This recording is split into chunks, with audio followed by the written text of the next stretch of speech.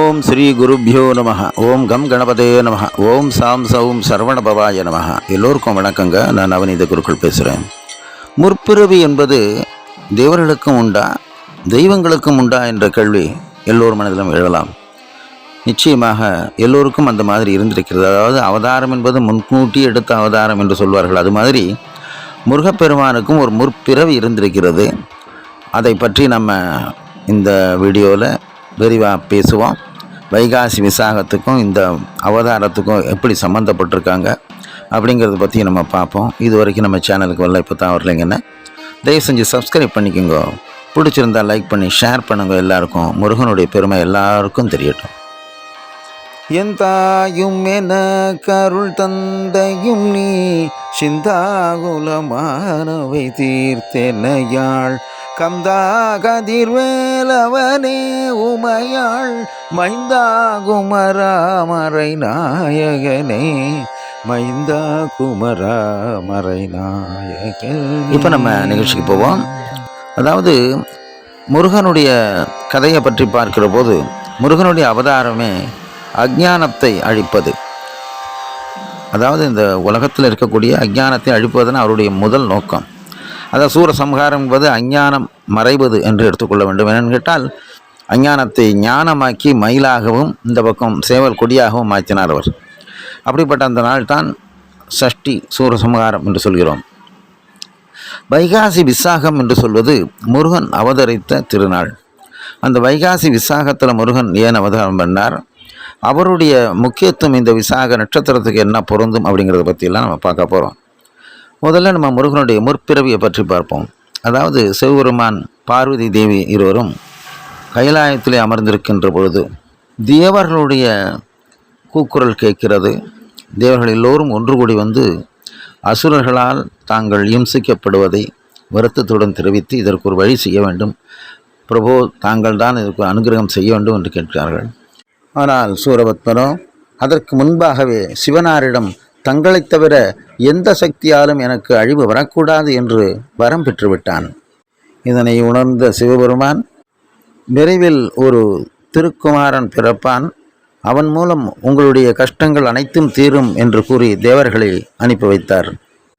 அஞ்ஞானத்தை ஆயுதத்தால் வெல்ல முடியாது, ஞானத்தால் மட்டுமே வெல்ல முடியும் என்பதை சிவபெருமான் இந்த உலகுக்கு உணர்த்த எண்ணினார். ஒரு சமயம் சிவபெருமானும் சக்தியும் பிரம்மனின் மானசீக புத்திரனான சனத்குமாரரை சந்திக்கிறார்கள். சனத்குமாரின் ஞான பிரகாசம் அவர்களை வியக்க வைக்கிறது. அப்படிப்பட்ட ஒரு ஞானத்தின் உதயமாக இருக்கக்கூடியவனுக்கு தங்கள் மகனாக பிறக்கும் அரிய பாக்கியத்தை கொடுக்க வேண்டும் என்று எண்ணினார். மகனே, உனக்கு என்ன வரம் வேண்டும் கேள் என்று தானே வழியாக வந்து அந்த சனத்குமாரரை கேட்கின்ற பொழுது அவர் தனக்கு எந்த வரமும் வேண்டாம், வேண்டுமென்றால் உங்களுக்கு நான் என்னுடைய தவப்பாலத்திலிருந்து தருகின்றேன் என்று பணிவோடு கூறினார்.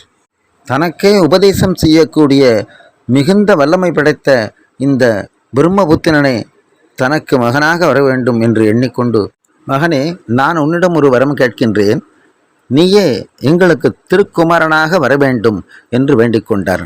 சற்று அதிர்ச்சியில் ஆழ்ந்த சனத்குமாரர் அதற்கு முன் தான் கண்ட சில கனவுகளை எண்ணி பார்த்தார். அந்த கனவில் தேவர்கள் அனைவரும் அசுரர்களால் சிறையில் அடைக்கப்பட்டிருப்பதாகவும் அவர்களை தான் வந்து மீட்டு கொண்டு வருவதாகவும் கண்ட கனவை தன்னுடைய தகப்பனார் பிரம்மதேவரிடம் அவர் கூறினார். பிரம்மதேவரும் அடுத்த பிறவியில் உனக்கு இந்த வாய்ப்பு கிடைக்கலாம் என்று கூறினார். இதனால் அடுத்த பிறவி தம்மை தேடி வருவதாக என்று சனத்குமாரர் சிவபெருமானின் கால்கள் விழுந்து வணங்கினார். இதை மனதிலெல்லாம் வைத்துக்கொண்டு தன்னுடைய 6 நெற்றிக் கண்களில் இருந்து 6 ஞானச் சுடர்களை உருவாக்கி 6 குணங்களையும் அதில் அடக்கி சனத்குமாரின் ஞான பிரபாகத்தை அதில் ஓடவிட்டு ஆறுமுகப் பெருமானை சிருஷ்டித்தார் சிவபெருமான். அந்த நன்னாள் தான் வைகாசி விசாக நன்னாள். விசாகா நட்சத்திரம் குருவின் சாரம் பெற்ற நட்சத்திரம். குரு அஞ்ஞானத்தை போக்கி ஞானத்தை கொடுப்பவன், ஞானத்தை பிரகாசிக்க வைப்பவன். அதனால் குருவின் சாரம் பெற்ற வைகாசி விசாக நன்னாளில் முருகப்பெருமானை நினைத்து, குறிப்பாக திருச்செந்தூர் முருகன் நினைத்து தியானிப்பவர்கள் எல்லா நலங்களும் வளங்களும் பெறுவார்கள். புத்திர பாக்கியத்தை அள்ளித்தரக்கூடியவன் குரு பகவான். அவனுடைய நட்சத்திரத்திலே விரதம் இருந்து பகவானை வேண்டிக் கொண்டால் நிச்சயமாக குழந்தை பாக்கியம் உண்டு. தனம் இல்லை என்று கஷ்டப்படுபவர்களுக்கு பணப்பிரச்சனை தீரும், தனங்கள் குவியும். குரு பார்க்க கோடி நன்மை என்பார்கள். அன்றைய தினம் முருகப்பெருமான் நம்மை நோக்கி பார்த்தாலே போதும், நம்முடைய கஷ்டங்கள் அனைத்தும் தீரும். குருவருளாக முருகப்பெருமானின் திருவருள் நமக்கு வந்து சேரும். 6 நாட்கள் சஷ்டி விரதம் இருக்கும் அந்த பலனை ஒரே நாள் முருகப்பெருமானுக்காக இந்த வைகாசி விசா நாள் இருக்கும் பொழுது கிடைக்கிறது என்பது பலரின் கருத்து. அதனால் எல்லோரும் இந்த நன்னாளிலே முருகப்பெருமானை வணங்கி 6 விளக்குகள் ஏற்ற வேண்டும். அகல் விளக்குகள்.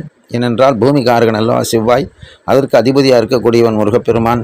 செவ்வாய் தோஷங்களை போக்க வல்லவன். அதனாலே செவ்வாய் சம்பந்தப்பட்ட இந்த அகல் விளக்குகள் 6 ஏற்றி வைத்து 6 முகங்களாக நினைத்து முருகப்பெருமானை நினைத்து 6 முறை ஆலயத்தை வலம் பெற வேண்டும். ஆலயத்திற்கு செல்ல முடியாதவர்கள் வீட்டிலேயே 6 நெய் தீபங்கள் ஏற்றி வழிபடலாம். 6 முறை கந்தசஷ்டி கவச பாராயணம் செய்வது சிறப்பு. 6 படை வீட்டுக்குள்ளே கந்தசஷ்டி கவசம் பாராயணம் செய்வது இன்னும் மிகச்சிறப்பு. இவ்வளவு சிறப்பு வாய்ந்த வைகாசி விசாகத்தன்று விரதமாக இருந்து முருகப்பெருமானை வணங்கி சகல சௌபாக்கியங்களும் பெறுவோமாக. ஓம் சரவண பவாய நமஹ. ஓம்